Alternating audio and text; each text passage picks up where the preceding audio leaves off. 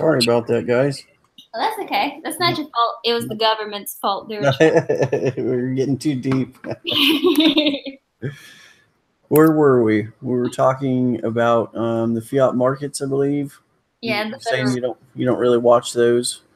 Oh, you can't really trust the fiat markets. The reason being, if the Federal Reserve is able to print an unlimited number of US dollars and they're never audited and you never really know who the shareholders are, it leaves room for darkness. And where there is darkness, evil will grow. And so really, the root of all evil is not money itself, but the money that we use today, the money of our state, because the circumstances of our money shroud the source, the root, the growth of it all into darkness. So if you can print an unlimited number of US dollars, especially if the public who uses those dollars and works for those dollars do not know that you're printing them, then you can spend it on whatever you want. Therefore, if you can print an unlimited number of US dollars, you can fund any organization, but more importantly, you can buy any equity. And if you control the shares of equity of all public corporations, you can overthrow the executive team and place your own dark group in there without anyone really knowing, because you're just the major shareholder. So then it goes beyond that, in that you could, in a sense, falsify the equity of companies, as well as the derivatives on top of assets. So you can print more paper than there is gold or silver. You could print more equity and dilute everyone out of their equity. You essentially, have the same power with the equity as you do with the central bank, as the, inflation with the currency. So all of a sudden we could theoretically, and I assume it to be so, be in a world, in a reality where all of the equity and all of the paper value that we have has been printed into oblivion to give a few people unlimited power. Therefore, you can't actually trust the value of anything as it trades against fiat currencies, because it's all false. It's all a lie. It's all sham. The value is actually infinity. The actual value of any business or any asset is infinity against fiat currencies, because they have the power to print the supply to infinity and have likely done pretty close to that. Yeah, I'd say so. So if that came to be truth, if the evidence came out proving that to be true, right? You can't prove it's not true. Or at least I haven't been proven that it is entirely not true. That's kind of the revolution behind technology in the first place. We would need an audit of the Federal Reserve, I'm pretty sure, to... Well, yeah, or replace the system. Exactly. We need to audit the system, and also maybe do a tally account of where it all is. Find some warehouses with multi-trillion dollars of paper in it, essentially leaving the vault, or you know what I mean? Like do an accounting system. But really, it's going to be difficult to do, and theoretically, or more reasonably, what's going to happen is, even if they can't do the audit, and even if it hasn't been printed, right, and we still are in the trillions of dollars rather than the quadrillions of dollars being printed, then and that's digitally as well as physically, then even then we're still going to transition into blockchain because of the immutability, the transparency. Where every single one is, because the wallet, is connected to the decentralized network, and all the nodes in the network put the transaction into the ledger, and it's stored there for you to access at any time. Yeah. Right? So even if it's not been, corrupted into oblivion, it's still going to transition because it's superior accounting. I agree. Yeah, and it's not, I mean, it's going to be there for forever. Yeah, well, until two things. One is the internet gets destroyed, or all of the nodes in the network do one of two things: they either leave or it becomes 51% corrupted. So there's always an out clause everywhere. Nothing is absolutely perfect, but it's a vast improvement upon the system that we have today, the mainstream system. I agree. People counting, numbers going into, computers and databases that can be wiped or, modified with a back-end code, but really just the middlemen, the people signing one thing to another, and also the secrecy, the ability for people behind closed doors to do things that would just devastate the public if they knew or when they realize the effects of those actions, right? The echo effect of a macro decision finally reaching the public and making a real world change. That's what we're all waiting for, is that echo effect to finally collapse the system and bring our new crypto wealth into the highest of heavens and, increase our purchasing power. But you also think that the more volatile the rise, and the quicker it happens, the less people will have more wealth, the more centralization of power there will be. Yeah, I've thought about that several times. Like the people that are trapped in the fiat system and are, tricked into believing that that's how money is supposed to work, while the people that are creating that system know that's not the case, and they're jumping into crypto with their money. Those people are going to kind of be left behind and still going to be suffering to a degree. It'll essentially. I think America is going to have an upper hand compared to the rest of the world, only because I've been watching Bix Weir, and have kind of. I'm just taking what he says for face value, that America has a secret weapon, a secret resource that will allow us to distribute wealth better than the rest of the countries. But it won't do anything, drastically different than what's happened before, where America is a rich country and the other countries are not. There's just a discrepancy. I don't know. So if you've been following Bix Weir, he's essentially saying that there's billions of ounces of gold in the Grand Canyon. Yes. And there's actually corroborating evidence from the past that that's the case. There's like caves, I guess, with all, not just gold, but all kinds of artifacts. Is that what he's saying? Yep. So, and I'll also I'll have to like look more into her. I've heard, but I haven't really like right. Done Same boat. But here's the question that I have: if we had all that gold, why did we have to go to a fiat currency? Why did we leave the gold standard? That's the part I don't understand. If we had all that gold in the first place, and then we begin printing paper and inflating our currency and really lying about how much gold, was backed by the dollars to the point where we had to go to a fiat currency, but at the same time we still had all that gold in the mountains, in the Grand Canyon. Why did we do that? Why didn't we just mine some gold and greed? I would say. It just came into the Luciferian state. They didn't want to dig up that gold. They didn't have to dig up the gold. And really, at the end of the day, they didn't want to move any gold around. They just wanted to dilute the power, the purchasing power, away from the public. Well, if I could interject, another thing would be governments are more easily controlled whenever their currency is backed by gold. So there's like a cap of the power that they can use whenever a currency is like that. Without that, then you have the ability to print as much money as you want, which then further increases your wealth more drastically than just. You said governments are more easily controlled if their currencies are backed by gold? Yes. Because the governments are controlled by who? By people. Maybe there's more accountability with the gold as opposed to just printing paper. Yes. I would see how that's true because you have a great deal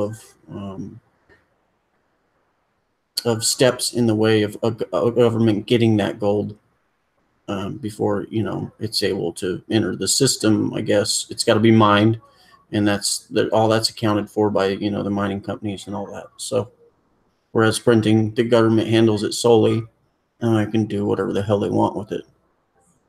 Right, and run deficits and get into debts and essentially pass off great achievements that end up as great debts to future generations. I agree. I see. Yeah, so that was my thought. there's control, I think, is the wrong word. There's more accountability when the government has their currency backed by gold. Yes. And when their currency is audited. Right? If you know how much paper is backed, and you only I don't know what efforts you'd have to go to if a paper is lost or destroyed, recreate that one and back it by the same piece of gold. But still, yeah, you can't print gold. That's the bottom line, which gives it a absolute value. There's only so much.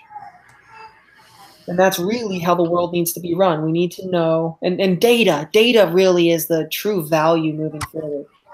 Being able to see just how much of everything there really is, and how much demand for those things there really are, how many people own how much, all of that accountability, even though I'm going off into a tangent, but that accountability, that data, that ability to see things will really level things out and allow people to prosper in a more broad sense. I agree. Yeah, data has certainly exploded as a not only an asset but as an industry. The data storage industry itself has just exploded in the last decade. So yeah, I think ever since the 80s. I mean, okay, so I just was reading a book from Tony Robbins called Unlimited Power. And excuse me, unlimited power has progressed in different phases. It began as brute force, being able to hunt and protect. Then it went into kingsmanship, where the royal crown, gave you the big gang in the land, essentially, and having a connection to the royal crown made you a powerful person.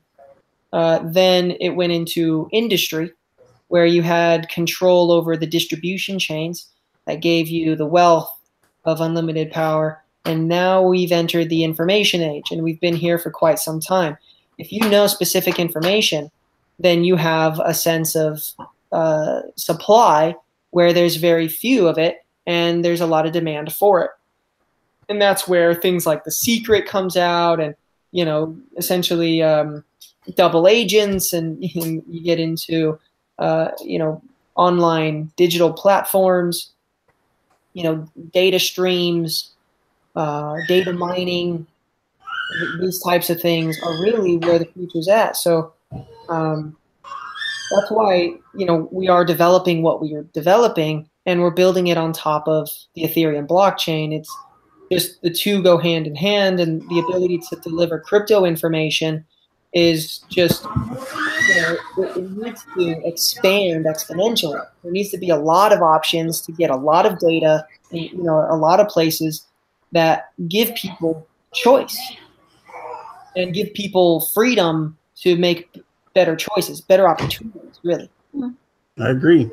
Okay, so you mentioned that your project, Cryptoverse Metals, I know we're way off from what we had talking about, but that's okay. I don't really care, as long as we are talking about what we want to and we're passionate. You said your project is going to be built on top of the Ethereum blockchain. So I've got to ask you, or you said the token, I guess, is going to be. That's it. On Ethereum. Are you? Do you believe the flipping is a legitimate? The infrastructure is undeniable, man. The ability for Ethereum to grow in 360-degree sphere compared to, you know, Bitcoin's two-dimensional 360-degree outward movement, lateral movement is undeniable. You know, the vast differences that Ethereum can bring is, you know, the reason why it went from 50 cents to $500. You know, the business model is not viable on Bitcoin. The business model is viable on Ethereum, and here's why. We're not building our code in Solidity. We're not storing our data in a blockchain database, distributed database, at least not yet. It's more viable to do JavaScript, HTML, stored into Amazon AWS for now. I mean, hopefully the government doesn't seize our data from Amazon, and hopefully Amazon servers don't crash. But in any case, it's just a quick switch, and we're always going to be looking for the next best solution. But really, the introduction of Ethereum into the whole business model is with the ability to create an ERC20 token for 5 cents. Anyone can do it. If you go to metamask.io, they have a new video that shows you exactly how to make a new currency. 0% inflation, ERC20 built on Ethereum. So actually, the software or the company that does this is called Token Factory, and I know Loop Bitcoin is like blowing up. So I actually gave this link to the person who made it, and that's where they made the Loop Bitcoin. Oh, that's cool. Yeah. So you had a hand in Loop Bitcoin. Yeah. It did actually. It sparked the movement to build it. Yep. But really, what's special about Ethereum and the ERC20 token is that you get your own ledger. You get your own accounting. So if you want to do business and you want to build it into crypto, you don't want to get a payment processor, accept all the cryptocurrencies, do accounting for everything, try and equate the value. Instead, it's so much easier to integrate with MetaMask. MetaMask is the new Facebook login. That's the way it is. You know, you log in with MetaMask and you use your wallet to transmit value. And so with an ERC20 token, you know, you just add the token address, and all of a sudden you have a new token in your wallet listed, and you can trade it and transact it how you wish. But from a business perspective, you fix it to Ethereum because you know that it's the next global currency. And you store all of your accounting information in one currency, and you just trade it against Ethereum. The populace, you know, if you're going after crypto users, the difference between those who use Ethereum and those who don't within the crypto space is not very different. You know, I'd say 95% of the people who are in crypto have the ability to get into Ethereum or have done so within a matter of minutes, right? If they haven't traded for it already, they've already got an exchange which they can trade for it, right? So you know, getting people to say, okay, I'll get Ethereum and buy your token, and so that I can use your platform, is not a big ask if you're looking for crypto users to be on your platform. So that's where the flippening is. Like, the way I see it, like every business and government, if they're smart, is going to get into Ethereum and build an ERC20 token. ERC20 tokens are going to be business licenses. They're going to be company currency. They're going to be, well, yeah. I mean, let's leave it at that. You know, it's, but even like the tokenization of things, even personal endeavors, right? You don't need a global network to accept your currency. Right? It could be the family coin, and the family coin represents how much value is going to go around. It's my will token, right? In my will, I say everyone who owns my will token gets a portion of the value, and the value is all going to be denominated in Ethereum, and it's all going to be distributed based on the market supply. Anyone who owns, you know, whatever percentage of my will token will get whatever percentage of assets they wish, and whoever owns the most gets first dibs. You know, these types of things, the creative imagination that people come up with if you remember seeing Vitalik Buterin introducing Ethereum back in 2016 or 15 actually, or 14, no, it's 15 when Microsoft finally, got on board. He said all these things about Ethereum, and he concluded with the video. In the video, he said, the only limit to, Ethereum is what you make of it, or the next step for Ethereum is what you can build on it, right? Well, this is it. Now is the time where it's like, okay, a business model can be built on it. Let's go. I've got my token. Let's try and find investors, and let's put the investor documents. Let's get the platform ready, and everything's going to run on one token. Mm-hmm. Simple. Safe, secure. It's no longer a security. Built on the Ethereum blockchain. What are you talking about? That's a lot better analysis of what I had as far as Ethereum taking over for market cap, but the long tail that's involved in the crypto space, and a lot of that pertains to Ethereum, in my opinion. Here's a little more. At the end of the day, Bitcoin is a central currency, and everyone will be trying to integrate with Bitcoin. But at the end of the day, it's going to be sluggish and slow, and it's really going to be a big, giant bubble of gold. It's going to be something that governments and corporations and billionaires all transmit large pieces of value because they can trust the Bitcoin network. But Ethereum is like a tree, and its ability to sprout branches is untapped. Right? If you pull your business into an Ethereum-based business, then all of a sudden your value is attached to Ethereum. And so you may have your own, million or billion-dollar business valuation, but it's dependent upon the Ethereum blockchain. It requires the Ether to be sent as gas for all the transactions. And so Ethereum becomes a bank, a store of wealth, not just for people to transmit value, but for people to conduct businesses, rely on as a database, and use as a platform. All of these different rings, all of these different circles are going to be lining up around the big bubble that is Ethereum. And the bigger those outside bubbles become, the stronger and larger and denser the Ethereum bubble becomes itself. I agree. And then you have, these other blockchains that really are getting their start with Ethereum. I think that plays into that also. These ICOs that are starting out as tokens, eventually they'll have their own blockchain or whatever. But that's feeding into the Ethereum ecosystem at their earliest beginnings. So I think that's something that goes into that also. Yeah. Very, very interesting, man. You have some very well put together intellectual thoughts as far as all this goes. Thanks, man. I appreciate that. It's been an interesting talk. I'm really glad I had both of you guys on. Yeah. Well, thank you. Thank you for good to finally get on something that's live and public, and people can actually engage again. Because really, I've been reclusing myself to the computer, but haven't been getting on publicly just because I don't see the value in it.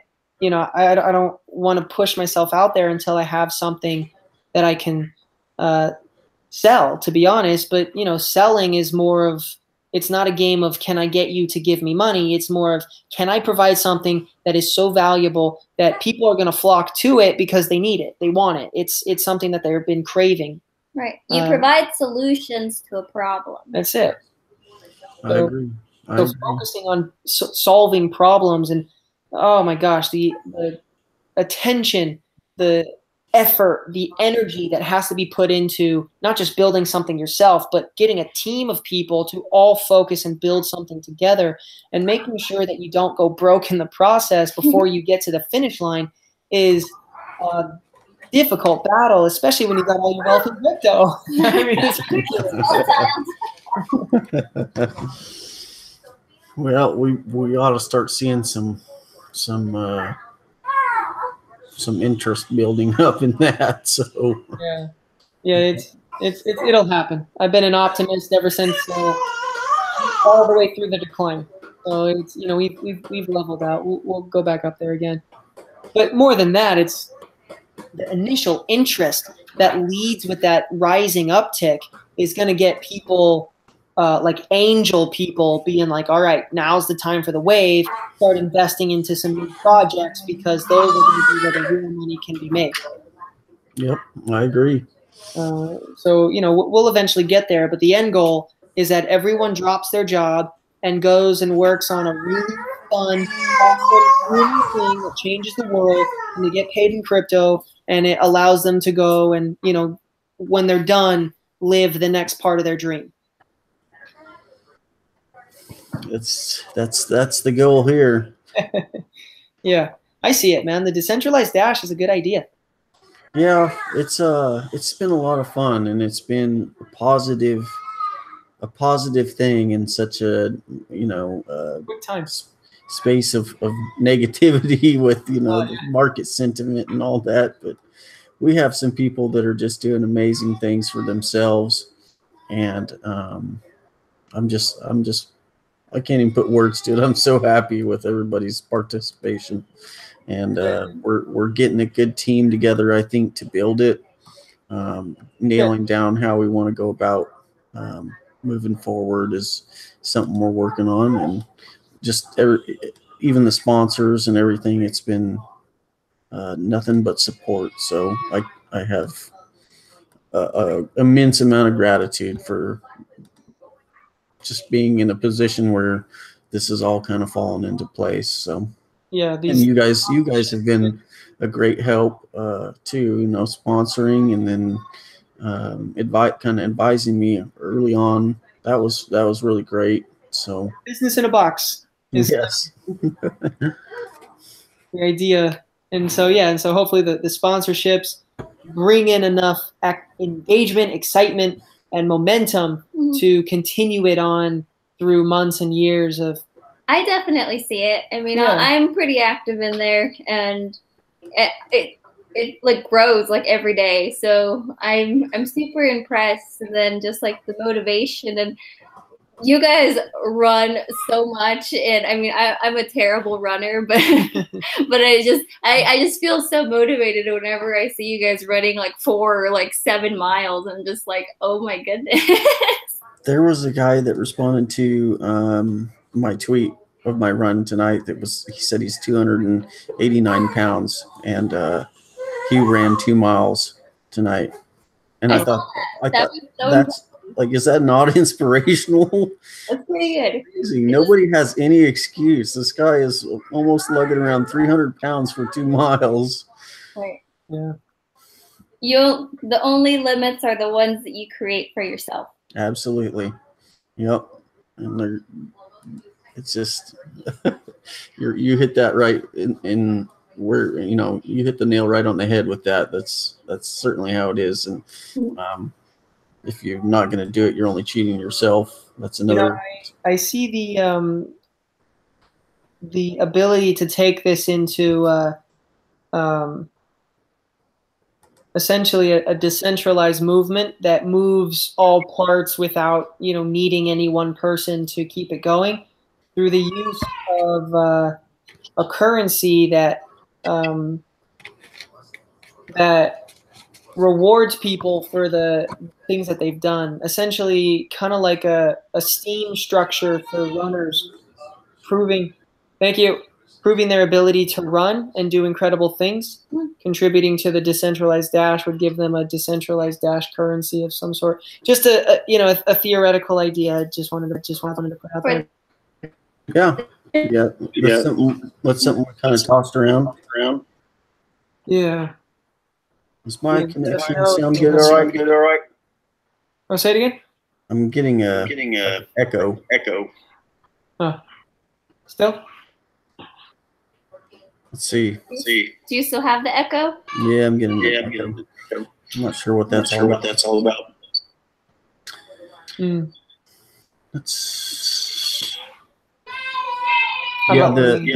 tokenization is something that we are throwing around in our group meetings on Thursdays. So cool. Nice. I love it. This is great. I'm so proud of you. Thank you. You're welcome.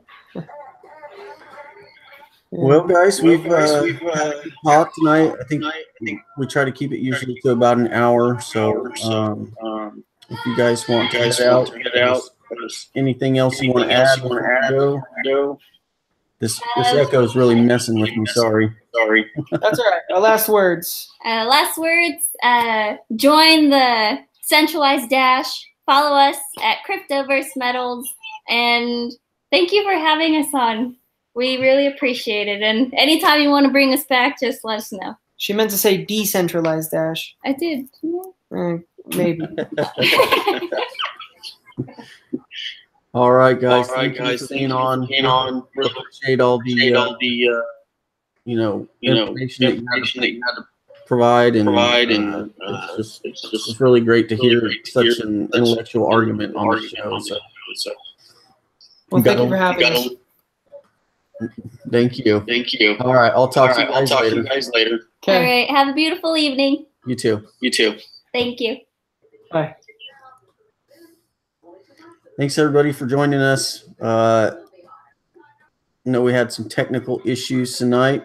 We didn't really talk about our topics, but we talked about crypto, and that's the main thing. You guys that are in the audience, I really appreciate your viewership. Head over to Bitcoin2140.com and check that out and let me know what you guys think about it. That's Bitcoin2140.com, as in the last year the last Bitcoin will be mined. It's a pretty good alternative to CoinMarketCap and on-chain effects, and I'm digging it, and I'd like to get your guys' thoughts as well. Appreciate it again. We'll see you next week.